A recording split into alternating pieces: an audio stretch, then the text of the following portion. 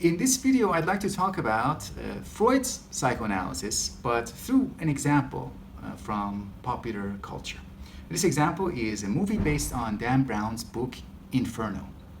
So Freud offered these ideas about the structure of the human mind, what is going on in the human mind, and it's applicable in artistic creations, in works of art. So when, for example, we talk about a movie like Inferno based on Dan Brown's book, we are going beyond the movie itself, and we are discussing what is really going on. So Freud would say, what is really going on in the mind of the creator. So you can begin by assuming that every character, every event, is a consequence of mental processes that happen in the private mind of the creator. Imagine one person, even though the movie is not really made by one person, but you can imagine that one person, one mind, or a collective mind, some things are happening inside that mind, and the stories in the movie are projections of this. They're outward signs of what is going on in the mind.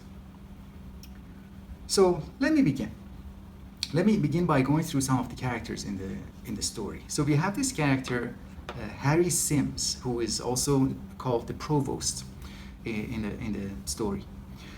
This guy, Provost, is working behind the scenes, and he introduces himself at some point as an illusionist, to create and maintain illusions for other people, to cover up what is really going on. So first of all, the Provost and their organization, they hide things from view, or they present a false appearance and cover up what is actually going on. So in Freudian terminology, Freud calls this as, would refer to this as an aspect of the ego, an aspect of the mind that protects itself from unwanted realities. An aspect of it is dream work. So in dream work, when we go to sleep and we have a dream, according to Freud, when we are dreaming, we have these desires and drives in our mind, wanting to have sex, wanting to have comfort, wanting to have food, wanting to have these basic human needs satisfied. Basic animalistic needs satisfied. They announce themselves and they always demand to be satisfied. So the more conscious side of the mind, ego, what it does is it doesn't want those drives, those demands to be too loud so that they wake us up. The self wants to continue sleeping in peace. So what it does is that it compromises. It translates the language of those demands, language of those drives into a more acceptable, a more innocent cover story. So the figure of Provost, the character of Harry Sims, you can think about it as a dream work. It's the part of the mind that translates the hidden side of the dream into the appearance of the dream, the manifest form of the dream. So for example, we can say that the actual dream is about an old or middle-aged professor wanting to have a sexual relationship with Siena. So he tries to fantasize about being with Siena. So that's the latent form of the dream. It's the actual content of the dream. So dream work translates that and makes it into a scenario where Siena is a doctor and Robert Langdon is in need of medical care. And in fact, that literally is what happens. Later on, we discover that the Dreamwork company has staged the whole gunshot, the medical situation. It's all staged. It's all the cover story, so Siena can be presented to Robert Langdon. So that's one. We can introduce the idea of dream work in reference to this character and organization in the story. Another thing I would mention, another point is, this story, you can think about it as the story of two couples. We have two couples in the story, 4 characters, but they are paired into 2 couples. And one of them is Robert Langdon, and he is coupled with Elizabeth Sinsky, who works for WHO. And they had a romantic history, but now they're not really together. And the other couple is the guy Zobrist, I forgot, Bertrand Zobrist, and he is coupled with Siena. So you can think about these two Robert and Elizabeth are the real people who exist in reality, the actual people who are connected to the real world affairs. Zobrist and Siena, they are the fantasy. They are not real. They are the images. They're images in the mind of Robert and Elizabeth. They are elements in their mind. So in the mind of Robert and Elizabeth, there are many things going on, and one of them is the fantasy of Zobrist and Siena. Now, why do I say that?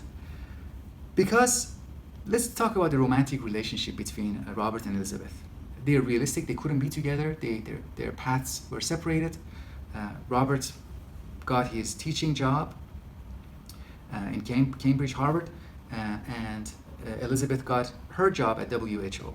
So there's no passion between them. There's some sweetness, you know, when she was talking about him, when she was talking to him, he said, "Oh, you're still sweet," or "You still talk too much." So there is some sweetness between them, but there's no passion. So you can think about them as they're friends. And they sacrificed their passion, their sexual relationship, and they supplemented that, they channeled that into more civilized lines of work that are good for the society, good for civilization. And their reward is prestige. So they have to actually adopt an attitude where it's a big deal that he's a Harvard professor. It's a big deal that she works for WHO. These become intrinsic values. Prestige becomes an intrinsic value because when we make a personal sacrifice, civilization rewards us by giving us prestige and status. So that's what is happening in real life. Underneath that, in the realm of fantasies, in the realm of the id, the unconscious, drives are going on, and the two characters want to be passionate. They want to regain their passionate love affair that they had lost. So the symbol of that lost passion are born in the form of these two characters, Zobrist and Siena. So they are passionate. Their relationship is full of passion, and we see an extended scene of them being together passionately.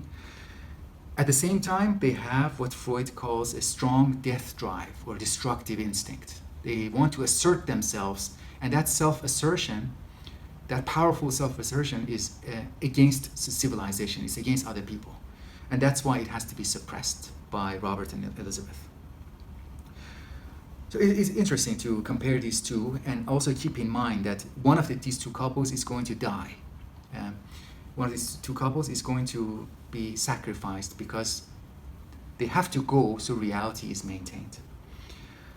The fantasy is like a genie that comes out of the bottle, and the bottle, the unconscious storehouse from which these fantasies emerge, is the museum in Italy, in Florence. The museum, and the concrete symbol of the fantasy is the mask of Dante. So we see that there's no reason in the story. It's not required that this mask is out and then put back in at the end. This mask being out and then back in is a symbol. It's a symbol that the mind of the character is trying very hard to store this fantasy, to store their wishes, their anti-civilization wishes. They're trying really hard to keep it to themselves and keep it even hidden from themselves, to keep the mask, Dante's Inferno, in the storehouse of their unconscious. But in this story, what happens is that this fantasy gets out. The mask, Dante's Inferno, the idea of the Inferno, gets out in the open. In other words, it becomes conscious. It becomes something that actually disturbs the everyday concerns, everyday reality. And it has to be put back. So the mask being out is a symbol of an intrusion of something from unconscious to the conscious. It has to be later, again, suppressed again, when ego becomes a little bit more powerful. Now, there's another sign. There's another sign that affirms my Freudian analysis. And that is the scene when Siena is dead. What happens? How do we see Siena when she's dead? We see her under the water. Very similar to the Titanic story. In the Titanic story, the guy it fades, goes back in the depth of the water. It's a symbol of going back into the unconscious. So Siena is going back into the unconscious side of Langdon's mind. No longer conscious, and so she's dead, dissolving into the unconscious. That's So the way Siena dies is itself a sign that she is a fantasy of Robert or even Dan Brown. So to summarize, we can see this whole story as a wishful fantasy on the part of the author, Dan Brown, the wishful fantasy of a middle-aged man or older man to have a relationship with a younger woman, a younger attractive woman, to have a sexual relationship that involves assertion of those hidden drives. So this wish, this fantasy, temporarily disrupts his life and disrupts his friendships and disrupts his commitments and causes some injuries. But at the end, he manages to push that fantasy back into his unconscious. And Elizabeth is with him. Elizabeth is a colleague, has the same status as Robert. Remember, Elizabeth at one point repeatedly, almost compulsively, tells her subordinates that you gotta work hard. You gotta work hard, work harder, work harder, work harder, and suppress those fantasies. Keep them under control. I think that's a good demonstration of how we can apply, in an interesting and entertaining way, how we can apply Freudian psychoanalysis and learn a little bit more about Freud and the application of psychoanalysis in popular culture.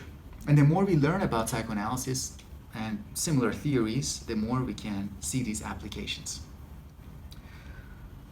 Thank you for your attention. If you like one book to get an introduction to Freudian psychoanalysis, there's a short essay-like, 9 chapters, mini book called An Outline of Psychoanalysis, which I will review soon, in a matter of few days in my channel. Anyways, until then, thank you.